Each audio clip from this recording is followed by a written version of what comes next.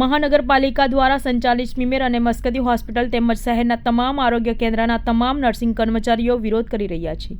કર્મચારીઓ દ્વારા Surat municipal commissioner અને કોલેજ ડીનને આવેદન આપવામાં આવશે. વિરોધ પ્રદર્શન કરી રહેલા કર્મચારીઓ દ્વારા સ્મીમેર હોસ્પિટલમાં ભગવાન શ્રી રામ અને હનુમાન ચાલીસાના પાઠ કરવામાં આવી રહ્યા છે. સદબુદ્ધિ ભગવાન આપે તેવા હેતુથી કર્મચારીઓ દ્વારા વિરોધ કરવામાં આવી રહ્યા છે. અનોખા વિરોધની સાથે કર્મચારીઓ દ્વારા આવેદનપત્ર પણ પોતાની માંગણીઓ રજૂ કરવામાં આવી છે. અમારો મુખ્ય મુદ્દો એ છે કે નર્સિંગ સ્ટાફની વહેલીમાં વહેલી તકે ભરતી થવું જોઈએ. નર્સિંગ એલાઉન્સની જે માંગણીઓ છે અમારી ઘણા વખતથી એ અમારી સંતોષાવી જોઈએ અને સમયસરમાં અમારી બધી માંગણીઓ પૂરી થઈ જાય એ જ અમારો મેઇન મુદ્દો છે. શું માંગણી છે તમારી? એક તો સ્ટાફ જે ઓછો સ્ટાફ છે અમારી પાસે, સ્ટાફની વહેલામાં તકે ભરતી થવી જોઈએ. તમને બધાને ખબર હશે કે કોરોના દરમિયાન પણ નર્સિંગ સ્ટાફ એક નિસ્વાર્થપણે દર્દીઓની કોરોનામાં સેવા કરેલી છે અને હાલમાં પણ સેવા કરી રહ્યો છે. એ એક સ્ટાફ 30-40 પેશન્ટ વચ્ચે કામ કરી રહ્યો છે.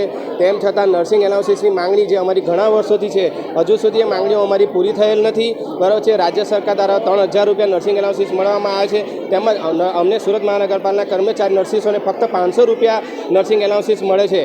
તો અમારી એક જ માંગણીઓ છે કે અમારી જે નર્સિંગ એલાઉન્સીસ છે એ વહેલી તકે શરૂ કરવામાં આવે, અમારી સ્ટાફની ભરતી કરવામાં આવે. તેમજ કોવિડ દરમિયાન જે વધારો રાજ્ય સરકાર દ્વારા દરેક અન્ય મહાનગરપાલિકાઓના કર્મચારીઓને પણ આપવામાં આવે છે એ લઘુત્તમ વેતન ધારો પણ અમને હજુ સુધી મળેલ નથી. તો આ તમામ માંગણીઓ અમારી વહેલી તારીખે સંતોષાય એવી જ અમારી અપેક્ષા છે. આના માટે તમે કોઈને રજૂઆત કરી હતી? આના માટે અગાઉ અમે સુરત મહાનગરપાલિકાના કમિશનરશ્રીને પણ રજૂઆત કરેલી છે.